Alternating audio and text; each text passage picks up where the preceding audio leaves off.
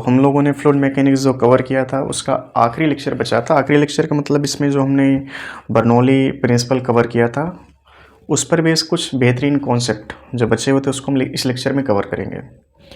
और क्वेश्चन किस लेवल का बन सकता है, वैसे बेसिक न्यूमेरिकल तो हम लोग पहले कर चुके हैं, इसमें कुछ अच्छे कॉन्सेप्ट और कुछ अच्छे न्यूमेरिकल सीखेंगे। ठीक है, पहले तो जैसे ये क्वेश्चन होता है बट इसको हम एज अ डेरिवेशन ठीक है डिस्कस कर ले रहे हैं। इसमें क्या है कि जैसे कोई लिक्विड है जिसकी डेंसिटी यहाँ पर है और इस कंटेनर के साइड वॉल पर हमने एक ऑरफिस का मतलब एक छोटा सा छेद बना दिया और ऑरफिस का जो क्षेत्रफल स्मॉल है और सरफेस क्षेत्रफल कितना कैपिटल है। ऐसा ये चीज़ पहले से मेंशन होती है, कोई भी क्वेश्चन आप देखें वहाँ पर ये चीज़ एज्यूम करके लिख देता है कि सरफेस जो क्षेत्रफल है सरफेस का वो ऑरफिस के क्षेत्रफल से बहुत ज़्यादा है। ऐसा इसलिए लिखा जाता ताकि जब लिक्विड यहाँ से बाहर आता हुआ दिखे तब जो सरफेस ना वो नीचे आते हुए आपको दिखाई ना दे, मतलब सरफेस की velocity as compare to velocity of liquid coming out from orifice लगभग जीरो के बराबर हो। ठीक, इसके कंपैरिजन में सरफेस की वेलोसिटी कितनी मानी जाए, जीरो मानी जाए।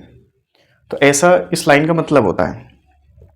अब इसमें क्वेश्चन क्या क्या पूछे, क्वेश्चन पहले ये पूछेगा कि इस कंटेनर के साइड वॉल पर ऑरफिस हम कहाँ पर बनाए, छेद कहाँ पर बनाए ताकि जब लिक्विड इस कंटेनर से बाहर निकल के आए तो अधिकतम 36 दूरी तय करें।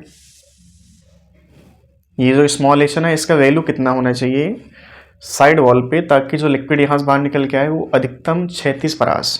चूँकि जो लिक्विड है ना वो लिक्विड जब बाहर आएगा उसका आने का तरीका एक पैराबोला फॉर्म में कुछ ऐसे बना होगा। ठीक है, ऐसे कुछ पैराबोला पाथ प्रोजेक्टाइल मोशन आपने पढ़ा होगा ना, उसके जैसा लिक्विड ये बाहर आएगा। लिक्विड जिस कंटेनर बना ना वो लिक्विड कॉलम की हाइट हमने मान लिया कैपिटल एच है, तो इस कैपिटल एच के टर्म्स में जो है हमें स्मॉल एच का वैल्यू बताना ताकि स्मॉल एच जो कैपिटल एच से इस तरीके से एडजस्ट हो ताकि जो ऑरफिस ना इससे लिक्विड बाहर आए और ये जो डिस्टेंस ना ये वाली ये मैक्सिमम हो जाए। तो इसको हम लोग हिंदी में पहले से पढ़ के बैठे, इसको हम लोग क्या कहते हैं 36 परास हॉरिजॉन्टल रेंज। ठीक है, तो हमें ये रेंज मैक्सिमाइज करना है। ठीक है, ये जो दूरी है आर या फिर आप इसको अभी एक्स मान लो, इसको हमें मैक्सिमम चाहिए, ये हमें मैक्सिमम चाहिए। तो मैक्सिमम के लिए क्या करना, ऑरफिस जो है ना इस साइड वॉल पे आप बनाते जाओगे और आपको पहले से बता दें कि जो कंटेनर के साइड वॉल में ऑरफिस आप बनाएंगे वो बिल्कुल ठीक सेंटर पे, तभी जाके 36 परास सबसे ज़्यादा निकल के आती है। तो इसका हम लोग प्रॉपर डेरिवेशन करेंगे by the help of Bernoulli principle. Bernoulli साहब का सिद्धांत क्या था कि जो कुल एनर्जी होती है लिक्विड की उसमें pressure energy, kinetic energy, potential energy का पर यूनिट वॉल्यूम का जो योग होता है वो पूरे लिक्विड में कैसा रहता है, नियत रहता है। ठीक है, तो हम एक बार बर्नौली प्रिंसिपल सरफेस के लिए अप्लाई करेंगे और एक बार बर्नौली प्रिंसिपल ऑरफिस से जो लिक्विड बाहर आ रहा है उसके लिए अप्लाई करेंगे। ठीक है, ये मान लो हमारे पास रेफरेंस लेवल है। सरफेस के लिए बर्नौली प्रिंसिपल क्या यूज किया जाए बताओ। ओपन सरफेस है, atmospheric pressure that is P naught plus density of liquid rho g into h. इस लाइन का मतलब कि सरफेस की जो वेलोसिटी है, वेलोसिटी ऑफ सरफेस लगभग कितनी होगी, जीरो। तो half rho into v of surface का स्क्वायर, मतलब ये जो पैरामीटर होगा ये वाला कितना हो जाएगा हमारा, जीरो। ठीक है, बराबर में क्या लिखेंगे, इस पॉइंट के लिए बर्नौली प्रिंसिपल क्या लिखा जाए, ये पॉइंट ओपन टू एटमॉस्फेयर मतलब यहाँ पर भी क्या होगा, पी नॉट एटमॉस्फेरिक प्रेशर। ठीक है, ये पॉइंट इस रेफरेंस लेवल से कितना ऊंचाई पर है, एच रो जी स्मॉल एच, और प्लस यहाँ से जो काइनेटिक एनर्जी बाहर आएगी वो कितना होगी, half rho into v square. ठीक है, पी नॉट खत्म और इसमें जो रोजी है ये भी कैंसिल आउट हो जाएगा। हमारे पास बचेगा कैपिटल एच ओ बराबर, और इसमें देखो जी ना कैंसिल आउट करके हम लोग जो है ना रो कैंसिल आउट करते हैं, चूँकि इस साइड रोजी है लेकिन यहाँ पे rho g h plus half rho v square है, तो दोनों साइड से कैंसिल आउट होने वाली चीज़ क्या है, वो रो है। तो यहाँ पे रो कैंसिल आउट कर लेते हैं हम लोग। ठीक है, अब यहाँ पर क्या बचा होगा, जी इंटू एच ओ, और राइट हैंड साइड क्या बना, h o plus v square by 2। ठीक है, इसको लेफ्ट हैंड साइड ले, जी भी यहाँ पर बचा होगा, जी कॉमन ले ले, अंदर क्या बचे, capital H minus small h बराबर वी स्क्वायर, और दो आप मल्टीप्लाई कर लें और यहाँ से स्क्वायर इसका हटा करके इसका अंडर रूट। ये जो वेलोसिटी है और फिर से जो लिक्विड बाहर आ रहा ये स्मॉल एच पर डिपेंड कर रहा। ठीक है, अब इसके वैल्यू जो है ना, एच का जो वैल्यू ना, इसको चेंज करने पर वेलोसिटी ऑफ लिक्विड जो ऑरिफिस से बाहर आएगा उसकी रफ्तार जो है ना चेंज होगी। तो 36 में जो वेलोसिटी है अगर वो मैक्सिमम हो जाए तो ये वाली जो रेंज होगी ना सबसे ज़्यादा मिलेगा, और वो आपको तभी मिलेगी जब यहाँ पर जो ऑरिफिस ना बिल्कुल सेंटर पे, ठीक है। अब आप चेक करके देखो इसको, ये हमारे पास फंक्शन है वेलोसिटी का। अगर हम सरफेस पर ऑरिफिस बनाएंगे तो स्मॉल एच का वैल्यू बढ़ करके कैपिटल एच, तो capital H minus small H कितना हो जाएगा, 0। तो वेलोसिटी अगर हमने यहाँ पर ऑरिफिस बनाई होती, छेद यहाँ पर बनाया होता, तो इससे लिक्विड जब बाहर आता उसकी रफ्तार कितनी, 0। मतलब यहीं से लिक्विड जो है नीचे ऐसे आता रहेगा, आगे नहीं बढ़ पाएगा। और ऑरिफिस अगर हमने यहाँ पर बनाया होता, ऑरिफिस यहाँ पर बनाएंगे, स्मॉल एच का मान कितना होगा, 0। स्मॉल एच का मान 0 हुआ तो सबसे ज़्यादा आपको वेलोसिटी यहाँ पर बनाने पर मिलेगी। लेकिन रिजल्ट ये निकल के आएगा कि लिक्विड जो है ना ये 36 परास पैराबोला फॉर्म में नहीं कवर कर पाएगा। तो हमें ना तो ऑरिफिस यहाँ पर बनानी, ना तो ऑरिफिस यहाँ पर बनानी है, हमें सरफेस और बॉटम के बीच पर कोई पॉइंट चूज करना है जहाँ पे ऑरिफिस बनाने पर जब लिक्विड बाहर आए पैराबोला पाथ को फॉलो करके तब वो जो रेंज ना सबसे ज़्यादा मिले। तो हम ये जानते हैं इक्वेशन ऑफ मोशन में जाकर के, अगर थोड़ा सा इसको समझें तो इस दूरी को चलने में मान लो इसको समय लगा t=t, ठीक है, और इतनी ही टाइम में जो है ना लिक्विड कितना नीचे आ जाता है, h, ठीक है। तो हम यहाँ पर इक्वेशन ऑफ मोशन देखो, h बराबर वर्टिकल में लिक्विड के पास कोई वेलोसिटी नहीं है, तुम क्या लिखेंगे, 0 प्लस हाफ g_t², ठीक है। तो यहाँ से t का वैल्यू कितना बन गया, √2h/g, ये टाइम आ गया, ठीक है। अब जो 36 परास, जो 36 में दूरी तय करेगा लिक्विड वो कितना है, r है, या आप इसको x मान लो, बराबर कितना वेलोसिटी जो इसको ये डिस्टेंस कवर करवाएगी कितना, v, तो v इंटू कितने टाइम में, t टाइम में, ठीक है। ग्रेविटी h पर काम करेगा लेकिन r पर ग्रेविटी काम नहीं करेगा, r तो मतलब जो है ना इस v की सहायता से तय करेगा ये लिक्विड। तो r या x का जो भी फंक्शन आप लिखना चाहें इसको, v का फंक्शन यहाँ पे रखो, देखो कितना हमारे पास है, √2g capital H minus small h, ठीक है। और t का डाटा यहाँ से रख लो, कितना है, √2h/g, रूट भाई भाई इनको आप जोड़ो, मतलब मिलाते हैं, मिलाने मतलब कि √2gh माइनस h, इसको हम क्या करें, रूट ये भी है तो इनको मिला देते हैं, मतलब फाइनली क्या लिखा जा सकता है इसको, √2gh minus h into 2h/g, जी से जी उड़ा दिया जाए। देखो ये हमारे पास क्या बन जाएगा, 4 का जो रूट बन जाएगा 2 बन जाएगा, 2 हम बाहर ले लेते हैं। तो x का फंक्शन क्या निकल के आएगा, यहाँ से देखो 2 √2 capital H minus small h, या एक काम करते हैं स्मॉल h को आप मल्टीप्लाई कर लो अंदर, तो capital H small h minus small h का स्क्वायर, ये हमारे पास x का फंक्शन आ गया। अब इस x की डिपेंडेंसी h पर डिपेंड कर रहा, h का वैल्यू सबसे कम 0, अगर हम कैपिटल H सबसे कम वैल्यू यहाँ पर मिलेगा 0, ठीक है।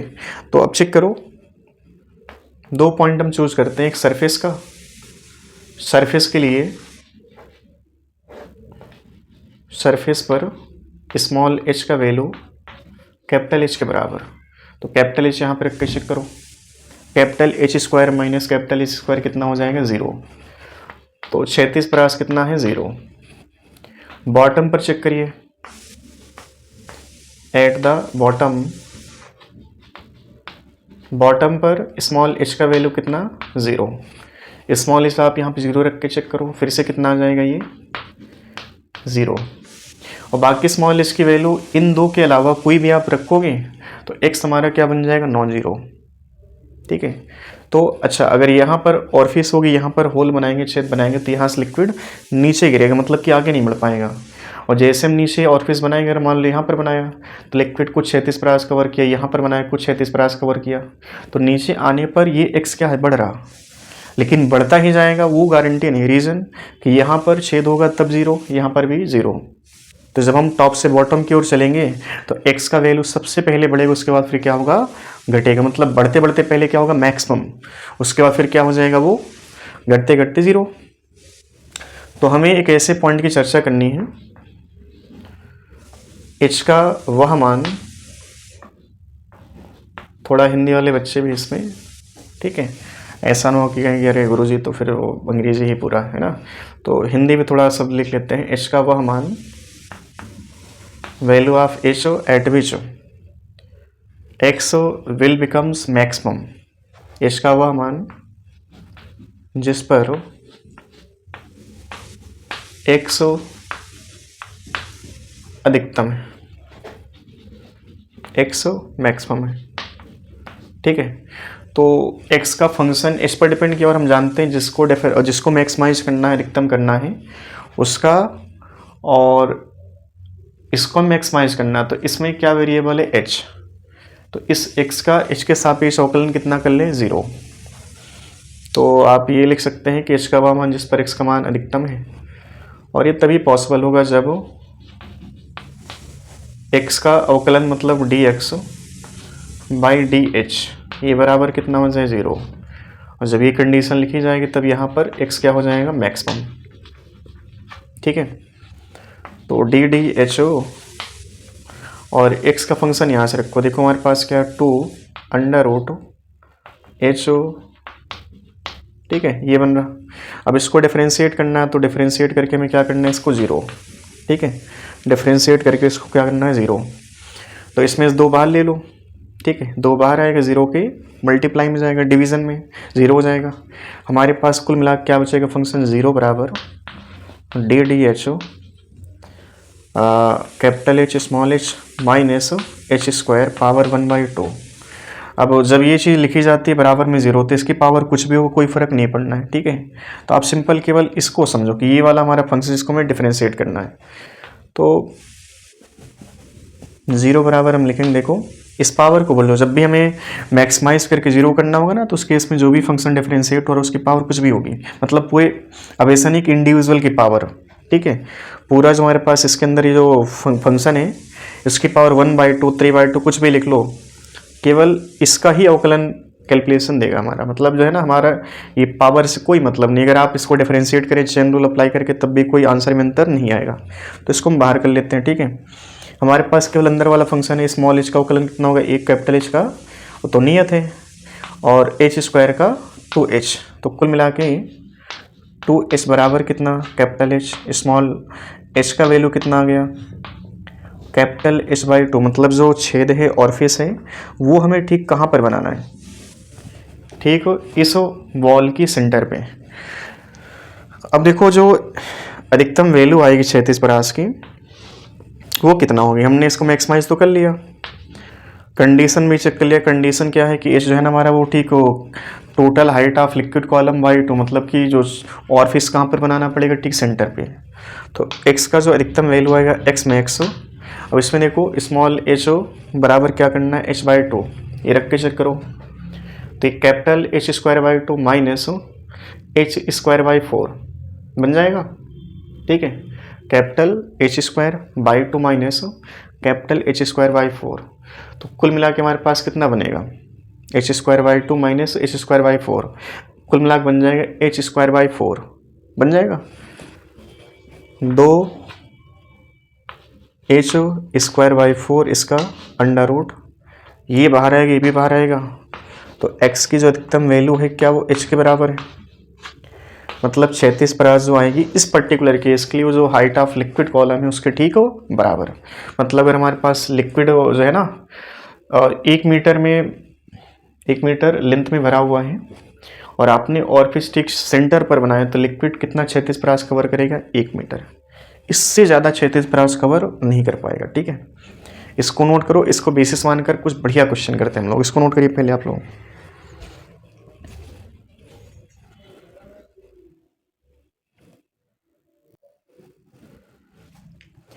चलिए इसको नोट कर लिया, इसको बेसिस मान करके एक बढ़िया क्वेश्चन कर लेते हैं हम लोग।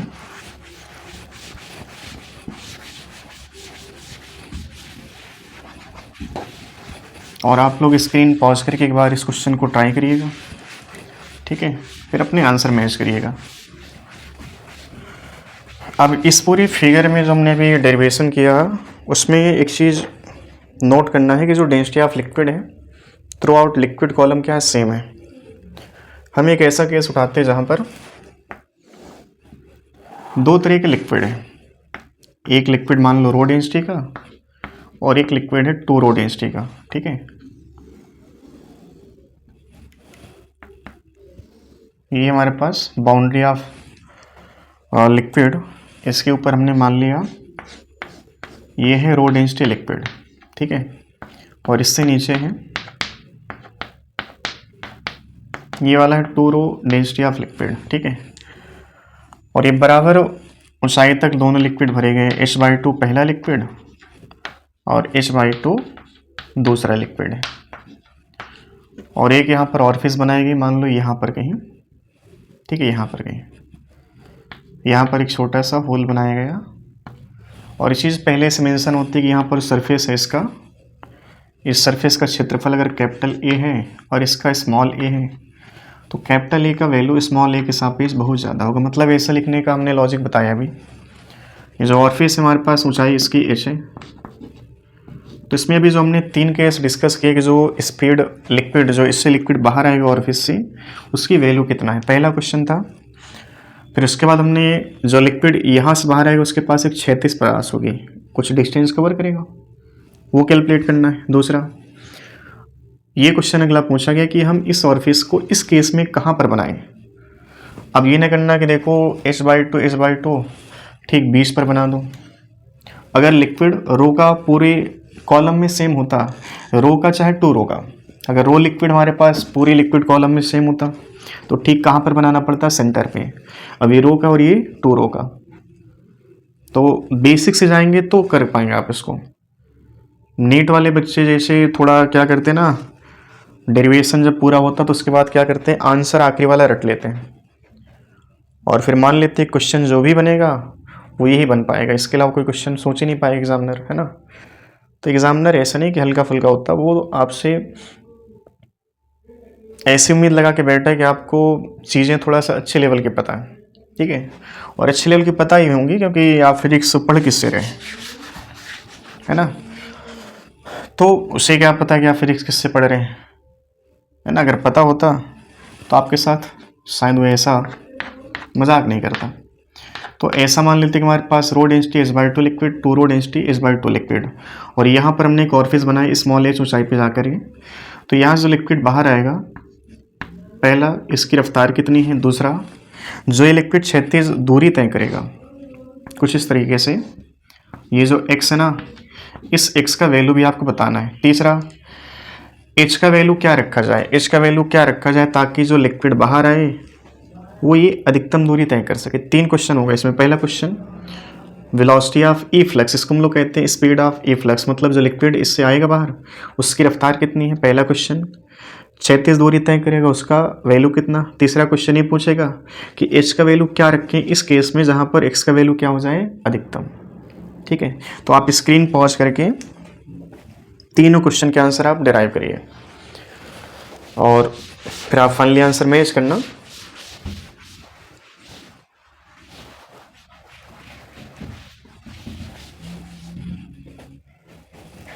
चलिए आपने ट्राई कर लिया होगा, आप अपने आंसर मैच करिएगा।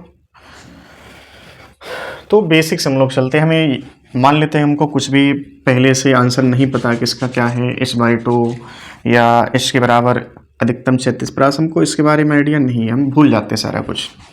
और हम फिर से क्या है, बेसिक से स्टार्ट करते हैं। जैसे हमने उसका आंसर निकाला तो फिर आप उसको रट चुके होंगे, तो उसको आप भूल जाओ 1 मिनट के लिए, और आपने जैसे उसका डेरिवेशन किया था बिल्कुल जीरो लेवल जा करके वैसे दोबारा आपको डेरिवेशन करना है। कुल मिलाकर क्या करना है, बर्नौली प्रिंसिपल का यूज करना है, ठीक है। तो हमें क्या करना है, एक बार सरफेस के लिए बर्नौली प्रिंसिपल और एक बार जो लिक्विड यहाँ से बाहर आ रहा उसके लिए बर्नौली प्रिंसिपल। तो बर्नौली साहब ने क्या बोला था सरफेस के लिए, बताओ। अगर हम इसको रेफरेंस लेवल मान लें, इस रेफरेंस लेवल के रिस्पेक्ट में सरफेस के पास कौन कौन सी एनर्जी होंगी, एक तो प्रेशर एनर्जी जो कि ओपन टू एटमॉस्फेयर है, दूसरा पोटेंशियल एनर्जी, तीसरा काइनेटिक एनर्जी बिल्कुल नहीं हो क्योंकि ये कंडीशन लिख दी गई है, ठीक है। तो कुल मिला के हमें इस सरफेस के लिए बर्नौली प्रिंसिपल P0 प्लस, अच्छा 2 लिक्विड है ना, तो ये ध्यान रखना कि आपको 2 बार मतलब जो है पोटेंशियल एनर्जी लिखना, एक बार इस लिक्विड के लिए एक बार इस लिक्विड के लिए। तो इस लिक्विड की जो हाइट कितना है H/2 है, rho g h by two plus इस लिक्विड के लिए कितना लिखा जाए, 2 rho g h by two. गलती यहाँ पर ये करेंगे कि 2 रो एच बाई टू की जगह पर इस लिख लेंगे। अगर आपने इस लिखा मतलब ये मान लिया कि लिक्विड इस पूरे कॉलम में 2 रो का है, जबकि एच बाई टू का लिक्विड 2 रो है और एच बाई टू का लिक्विड रो है। तो ये हमें 2 बार लिखनी, एक बार rho g h by two, एक बार 2 rho g h by two plus kinetic energy 0। देखो बराबर जो है, बराबर के बाद यहाँ पर लिख रहे हैं, ठीक है। क्या लिखा जाए बताओ, पी नॉट प्लस, अब यहाँ के लिए बर्नौली प्रिंसिपल, ठीक है। यहाँ जब लिक्विड बाहर आएगा, अच्छा ये जो एच है हमारे पास किस डेंसिटी ऑफ लिक्विड में, 2 रो, तो क्या लिखा जाएगा 2 रो जी स्मॉल एच। इस पॉइंट के लिए इस लेवल से पोटेंशियल एनर्जी प्लस हाफ जो लिक्विड बाहर आएगा उसकी डेंसिटी कितना, 2 रो, तो हाफ रो वी स्क्वायर रखना नहीं है, half density of liquid 2 rho v square, ये लिखा जाएगा। अब दोनों साइड से क्या खत्म हो सकता है, P not density of liquid, density of liquid, density of liquid, density of liquid, ये कैंसिल आउट। यहाँ आप देखो हमारे पास क्या बनेगा, G S by two plus 2 G S by two, मतलब कि जी एस और 2 से 2 उड़ा देते हैं, तो G S by two plus G S कितना बन जाएगा हमारे पास, 3 जी एस बाई टू। तो लेफ्ट हैंड साइड क्या बचा होगा, 3 G S by two. Right hand side क्या बचेगा, देखो 2 जी एच प्लस ये 2 से 2 भी उड़ा दिया जाए, ठीक है, केवल वी स्क्वायर। तो अब इसको लेफ्ट हैंड साइड ले आओ, 3 g capital h by two minus 2 g h बराबर वी स्क्वायर। अब बताओ इसमें से जी एच कॉमन ले लो, ये 2 मल्टीप्लाई करो 4 होगा, तो 4 capital H minus 3 capital H minus 4 H, तो v बराबर बनेगा यहाँ पे, g कॉमन ले लेते हैं, अंदर क्या बचेगा 3 capital H minus 4 small H by कितना 2 और इस पूरे का अंडर रूट। बेसिक से हम लोग चल रहे हैं, ऐसा नहीं कि मतलब कि रटना है कुछ, इसमें बर्नौली प्रिंसिपल पूरा देखो, बेसिक सी बात है। सरफेस के लिए बर्नौली, जो लिक्विड बाहर आ रहा वहाँ पर बर्नौली, ठीक है। अब इसके बाद देखो जब लिक्विड बाहर आएगा तो ये मान लो समय 0, और यहाँ पर जब लिक्विड आएगा ये समय मान लेते हैं t इक्वल टू टी है। तो t टाइम में लिक्विड नीचे कितना आया, बोलो h कौन लेके आया, ग्रेविटी। तो ये तो पहला हमारा आंसर हो गया, वेलोसिटी ऑफ ई फ्लक्स इसको हम लोग कहेंगे, ठीक है। x का फंक्शन सबसे पहले t टाइम में नीचे h आया, तो h बराबर क्या लिखा जाए, 0 plus of G T square, initial velocity vertical में 0, तो t बराबर क्या बन गया बोलो, अंडर रूट 2h बाई जी, ठीक है। अब हमें x 36 परास ये कैलकुलेट करनी है, तो x बराबर क्या लिखें बोलो, v into T, v into T में v का वैल्यू देखो यहाँ से रखो, t का वैल्यू यहाँ से रखो, तो v कितना हमारे पास अंडर रूट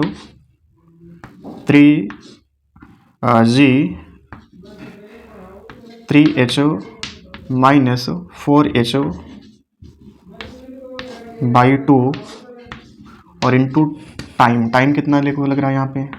अब देखो रूट हम बार बार नहीं लिखेंगे, तो हम क्या करते हैं, ये रूट 2h बाई जी को इसी रूट के अंदर ला दे रहे हैं एक साथ, 2h बाई जी, जी से जी उड़ा देते हैं, 2 से 2 उड़ा देते हैं, तो x का फंक्शन आएगा यहाँ से इस मल्टीप्लाई कर लो, देखो 3 capital H small h minus 4h square under root, ये हमारे पास 36 परास आ गई। अब इसमें देखो h का वैल्यू चेंज करने पर x का वैल्यू चेंज होगा, तो h का वह मान जहाँ पर x का मान क्या हो जाए, अधिकतम, ठीक है। तो फिर से क्या करना है आपको, फिर से क्या करना है, x को मैक्सिमाइज करना है, तो x को मैक्सिमाइज करने का मतलब कि हमें dx ओवर dh बराबर क्या लिखना है, 0, ठीक है। चलो डिफरेंशिएशन आता आप सभी को, इसको हिंदी में अवकलन कहते हैं, ठीक है। अब इसके बाद देखो आप यहाँ पे आ जाना, तो 0 बराबर लिखा जाएगा, अच्छा देखो ये जो 15 फंक्शन है और इसकी पावर 1/2 इससे कोई मतलब नहीं है, तो एक काम करते हैं, रूट इसका हटा के सिंपल लिख लेते हैं, डी डी एच अंदर बचेगा 3 capital H small h minus 4h square. इसको डिफ्रेंशिएट करना है, तो कैपिटल एच तो कांस्टेंट है, स्मॉल एच को अवकलित करना है, 1 हो जाएगा। तो 0 बराबर देखो कितना बन जाएगा, 3 capital H minus 8 small H. तो 8 स्मॉल एच बराबर 3 कैपिटल एच, तो स्मॉल एच बराबर 3h/8। यहाँ पर आज के टाइम में और फीस हमको बनानी है, रटना बिल्कुल नहीं है। 3 लिक्विड ले लेगा, बेसिक से जाओ, 1 लिक्विड लेगा, डायरेक्ट आंसर याद कर लो, ठीक सेंटर पे 36 प्रास अधिकतम कैपिटल एच के बराबर। लेकिन जब 2 अलग लिक्विड लेगा, इमिसिबल नॉन कंप्रेसिबल, ठीक है, तो उस केस में आपको बेसिक जाना पड़ेगा। अब 2 लिक्विड की बात हो रही है, 3 लिक्विड, कितना भी क्वेश्चन बना लो, बस क्या करना, आपको बेसिक पता होना चाहिए, ठीक है। अब चलो हमें देखो मैक्सिमम जो 36 प्रास ना उसका वैल्यू ज्ञात करना है एक्स मैक्स। तो एक्स मैक्स का फंक्शन, एक्स का वैल्यू कितना, देखो हमारे पास function 3 capital H small h minus 4h square. अब इसमें क्या करना तुम्हें, इसको मैक्सिमम लिखना है, या अभी हम इसको मैक्सिमम नहीं लिखते हैं, सिंपल एक्स का फंक्शन। अब इसको मैक्सिमम लिखना है तो स्मॉल एच बराबर क्या रखना आपको, 3h/8। तो 3 capital H into small h बराबर कितना, 3 capital H minus 4h square. H square बोलो, 3 का स्क्वायर 9h स्क्वायर, और बाई में देखो 64, 8 का स्क्वायर होगा, ठीक है। अब इसको ख़त्म कर सकते हैं हम लोग, 4 से इसको ख़त्म करें 16 बन जाएगा, ठीक है। तो 9h² / 8 हो, नीट वाले बच्चे बेहोश हो सकते हैं, ठीक है। तो एक स्टेप और बढ़ा देते हैं कैलकुलेशन, 9h² / 8 हो माइनस, ये कितना देखो हमारे पास 9h² / 16। अब एलसीएम सेम रखना है, तो इसमें देखो 2 से ऊपर नीचे मल्टीप्लाई करो, 18 होगा, 18h² / 16 और माइनस 9h² करोगे तो कुल मिला के कितना बन जाएगा ये। अब कैलकुलेशन आगे नहीं बढ़ाते हम लोग, इतने में ही समेटते हैं। देखो 9h² / 16 बन जाएगा अंडर रूट, तो 9 का 3 और h² का h और 16 का 4, 3h/4, ये होगी 36 प्रास अधिकतम। जब हमारे पास लिक्विड रो और 2 रो का, आपको एक होमवर्क दे रहे हैं, आप घर में क्या करना है, इस लिक्विड को रो ही रहने देना और इसको 3 रो कर लेना, ठीक है। ये रो है और ये, अब ये ना करना कि अच्छा कुछ बेसिक भी ना पता हो, 2 रो तुमने ऊपर कर लिया, रो नीचे कर लिया, तो ऐसा पॉसिबल है क्या। हायर डेंसिटी लिक्विड हमेशा कहाँ रहेगा, नीचे। तो आप जब भी नीचे लिक्विड बनाना उसकी डेंसिटी ज़्यादा रखना। तो इस रो को रो रहने दो और इसको 3 रो कर लो, या 2 रो 3 रो वाली बात कर लो, ठीक है। और बिल्कुल बेसिक से जाना आप लोग, समझ में आ रही है बात। तो इस क्वेश्चन को आप नोट करिए।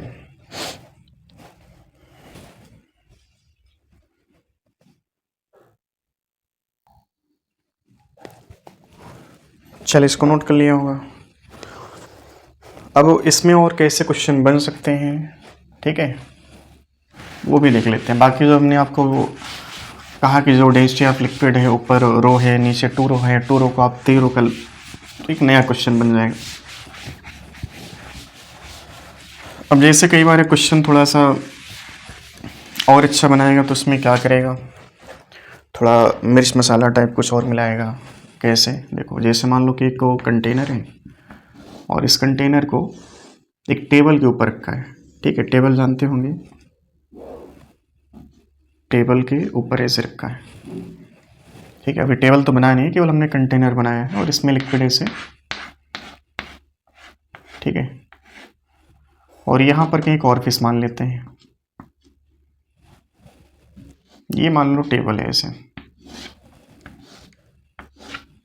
ठीक है। ऐसे कोई टेबल है ये, तो जस्ट बिल्कुल साइड में ऐसे मान लो कि जो टेबल ना, वो टेबल का जो एक किनारा ना, इसके ठीक किनारे पर जो है ना, ये इसका सरफेस जो है ना बिल्कुल नज़दीक है ऐसे, ठीक है। तो फिर से क्या है ना कि लिक्विड यहाँ से जब बाहर आएगा, टेबल, ये जो टेबल है, इस टेबल की ऊंचाई कैपिटल एस मान लो, और लिक्विड कॉलम की ऊंचाई भी कैपिटल एच मान लो। ये आपको होमवर्क दे रहे हैं, ठीक है। ये टेबल है, टेबल के 3 टांगे वैसे 4 टांगे होते हैं, ठीक है। हम 3 ही यहाँ पर बना पाए। तो यहाँ से लिक्विड जो है ना बाहर आएगी। और फिर अच्छा कंडीशन पहले से बता दे रहे हैं। इस कैपिटल ए सरफेस क्षेत्रफल है वो ऑरफिस के क्षेत्रफल से, ठीक है। जो ऑरफिस मतलब एक छेद है, इसके क्षेत्रफल से बहुत ज़्यादा है। तो लिक्विड तो इससे बाहर आएगा। और लिक्विड अब अभी तक क्या था ना कि ज़मीन पे रखा था इस कंटेनर, तो लिक्विड इस लेवल पर आकर के हिट कर रहा था। अब आज के टाइम में क्या है ना कि लिक्विड जो है ज़मीन यहाँ पर है, ठीक है। तो लिक्विड यहाँ से जब निकलेगा ना तो ये लिक्विड ऐसे जा कर के यहाँ पर कहीं हिट करेगा, यहाँ पर, ठीक है। तो फिर से आपको क्या करना है कि जो 36 परास है एक्स, ये आपको याद करनी है, ठीक है। वेलोसिटी भी कैलकुलेट करनी है, एक्स भी कैलकुलेट करना है। और ये जो स्मॉल एच है इसको हम कहाँ पर बनाएं ताकि जब लिक्विड इस ऑरफिस से बाहर निकल के आए 36 परास सबसे ज़्यादा कवर कर सके। सारा कुछ बेसिक्स जाके करना है तुम्हें, ठीक है। समझ में आ रही बात? बेसिक्स जाके कवर करना है। तो कुल मिला के आप इसको एज आ होमवर्क नोट कर लो। इसका जो भी आंसर है कमेंट सेक्शन में जाके ज़रूर बताना आप लोग, ठीक है। एक इसमें क्वेश्चन का लैंग्वेज क्या है कि जैसे यहाँ पर कंटेनर, इसमें लिक्विड की हाइट h है और यहाँ पर एक छोटा सा होल है, एक छेद है, और इससे लिक्विड क्या होगा बाहर आएगा, ठीक है। ये ओपन टू एटमॉस्फेयर, ये भी क्या ओपन टू एटमॉस्फेयर, तो यहाँ पर भी एटमॉस्फेरिक प्रेशर होगा, यहाँ पर भी एटमॉस्फेरिक प्रेशर होगा। तो कुल मिला के लिक्विड इससे पूरी तरीके से बाहर आ सकता है, ठीक है। तो क्वेश्चन हमसे यही पूछा गया है कि लिक्विड अगर हाइट यहाँ पे लिक्विड कॉलम की h है तो ये लिक्विड पूरी तरीके से कंटेनर से बाहर आने में कितना समय लेगा, ठीक है। और लिक्विड के बाहर आने का जो रेट है ना उस समय के साथ घटता जाएगा। उसका रीज़न क्या है कि अभी यहाँ जो लिक्विड बाहर आएगा इस टाइम पर सबसे ज़्यादा रफ्तार से आएगा। जैसे जैसे यहाँ पे लिक्विड कॉलम की हाइट, जो लिक्विड की हाइट है वो कम होती जाएगी, वैसे यहाँ पर प्रेशर लिक्विड का कम होता चला जाएगा। उसके लिक्विड का प्रेशर ही क्या करेगा, यहाँ पर एक फोर्स अप्लाई करेगा और वो फोर्स ही क्या करेगा, इसको बाहर की ओर, लिक्विड को बाहर ढकेलेगा। तो जैसे जैसे यहाँ पर वेट कम होगा लिक्विड कॉलम का, तो कुल मिला के यहाँ पर प्रेशर कम होता जाएगा। प्रेशर कम होगा मतलब लिक्विड के बाहर आने की रफ्तार कम होती चली जाएगी। तो कुल मिला के बात ये निकल के आ रही है कि यहाँ पे वेलोसिटी कम हो रही है, मतलब कि समय के साथ लिक्विड के बाहर आने की रेट कम होती चली जाएगी। स्टार्टिंग में तो लिक्विड बहुत फास्ट बाहर आएगा, रीज़न कि यहाँ पर प्रेशर सबसे ज़्यादा होगा, ठीक है। और जैसे जैसे यहाँ पे प्रेशर घटेगा वैसे वैसे लिक्विड के बाहर आने का रेट कम होगा, मतलब कि यहाँ पर चीज़ें कैसे कांस्टेंट एक वेरिएबल तो वेरिएबल है। और जब वेरिएबल शब्द आता है फिजिक्स में तो वहाँ पर आपको क्या करना होगा, इंटीग्रेशन। तो क्वेश्चन यहाँ पर ये पूछा कि जो है ना ये पूरी तरीके से लिक्विड बाहर निकल के आएगा तो उसका समय कितना होगा, ठीक है। तो चलिए इसको हम लोग स्टार्ट करते हैं। आप चाहो तो स्क्रीन पॉज करके एक बार इसको ट्राई करना। डेंसिटी ऑफ लिक्विड पूरे लिक्विड का सेम एरो है। स्क्रीन पॉज करके आप इसको ट्राई करना, उसके बाद तो फिर अपना आंसर मैच करना। अच्छा, जैसे से लिक्विड नीचे आएगा, जितना लिक्विड का लेवल नीचे आएगा उतना ही लिक्विड यहाँ से बाहर आएगा। तो किसी स्टैंड पर हम मान लेते हैं कि लिक्विड की जो इस लेवल से ऊंचाई है वो मान लेते हैं h है, ठीक है। ये ऊंचाई लिक्विड की h है। कभी न कभी तो लिक्विड इस लेवल तक तो आएगा ही आएगा। तो ये जो लिक्विड के लेवल ना ये मानते हैं समय t इक्वल टू टी पर है। टी टाइम में लिक्विड की जो लेवल है इस बेस से कितना ऊंचाई पर है, h।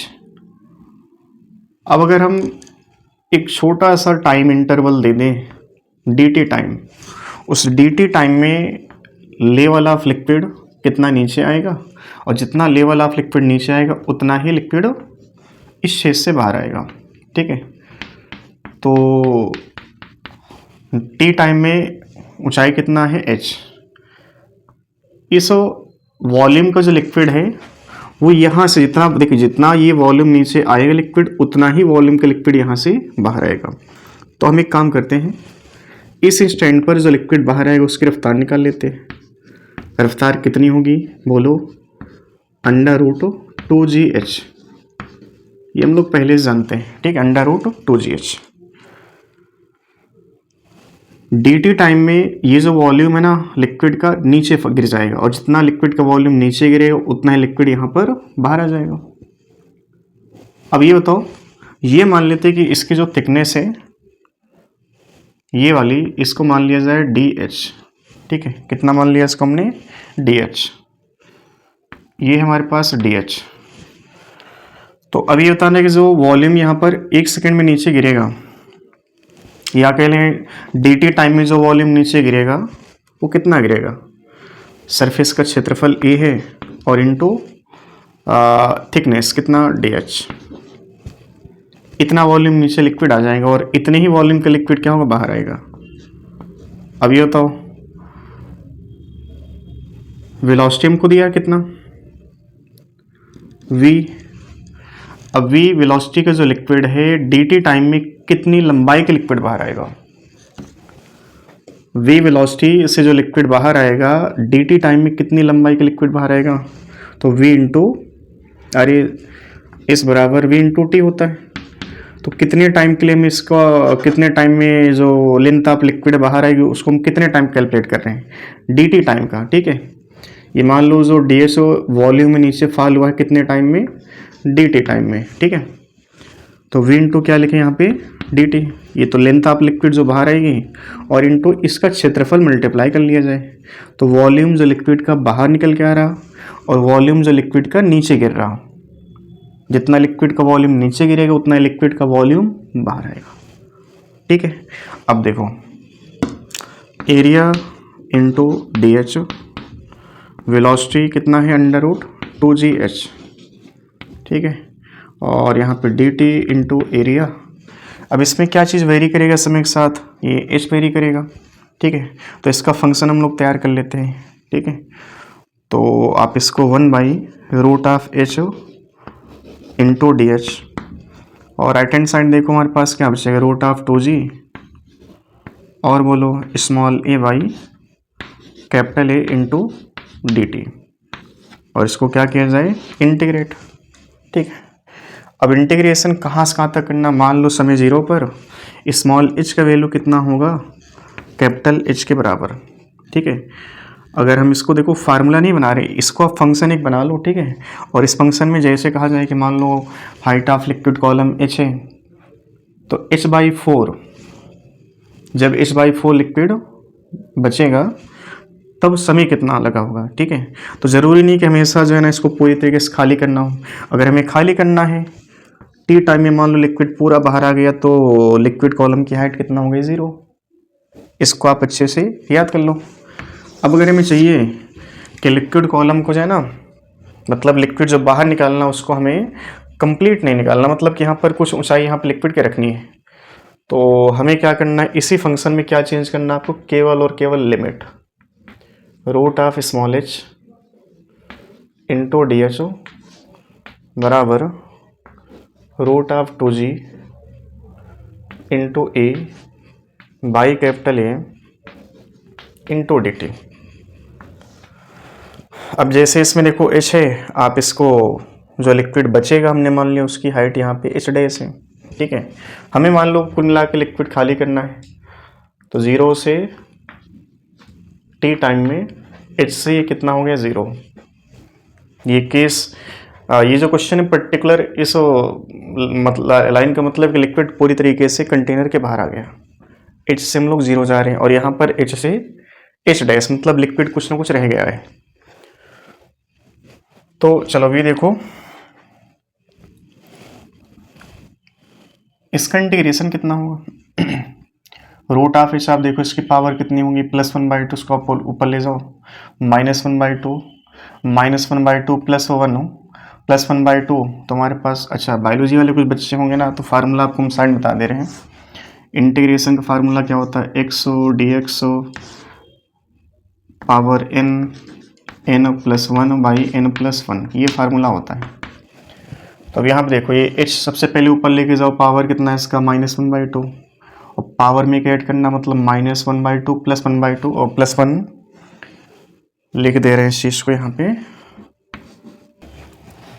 देखो पावर इसकी पहले ऊपर जाएगी, -1/2 +1, इंटीग्रेशन हम लोग डायरेक्ट कर ले रहे हैं। ठीक है, और -1/2 +1, और लिमिट इसके लिए कहाँ से कहाँ चलेगी, h से 0, ठीक है। ये -1/2 + 1 है, ठीक है, ये ना करना कि +h है, ठीक है, बराबर देखो आप इसको small A by capital A और √2g, ठीक है, और dt का इंटीग्रेशन बन जाएगा t हमारा। अब आप ही बताओ पावर क्या बनेगा इसका, बोलो। अच्छा एक चीज़ यहाँ पर हम लोगों ने मिस्टेक ये किया कि यहाँ पर समय के साथ जो वॉल्यूम ना घट रहा, तो वॉल्यूम घटने का मतलब क्या है कि माइनस साइन आपको पहले से इंट्रोड्यूस करना है, ठीक है। चलो छोटी सी मिस्टेक को यहाँ पर हम लोग सुधार लेंगे अभी। -1/2 +1 कितना हो जाएगा, प्लस का 1/2, तो फाइनली इसका जो लिमिट होगा ये ऊपर ले जाओ 2, और h की पावर कितना बनेगा देखो +1/2, और इसकी लिमिट h से 0, ठीक है। हम लोग ऐसे चल रहे हैं, समय 0 पर जो है ना ये हाइट कितना h है, ठीक है। तो समय के साथ जो है ना h क्या होगा, घटेगा। जब ये चीज़ें मैथमेटिक्स में घटती हैं तो ऑलरेडी वहाँ पर देखो आपको माइनस साइन मल्टीप्लाई करना होगा, ठीक है। तो यहाँ पर आप बाहर माइनस साइन मल्टीप्लाई करोगे तो कुल मिला के यहाँ पर देखो माइनस माइनस क्या बन जाएगा, प्लस, माइनस साइन आप मल्टीप्लाई कर लो, -2 इंटू आप इसको √H बराबर देखो a by capital A √2g into T, ठीक है। और जब आप इसमें लिमिट रखोगे ना, ठीक है, तो यहाँ पर माइनस आएगा और इस माइनस को हम भेज देंगे तो अंदर ये प्लस हो जाएगा, ठीक है।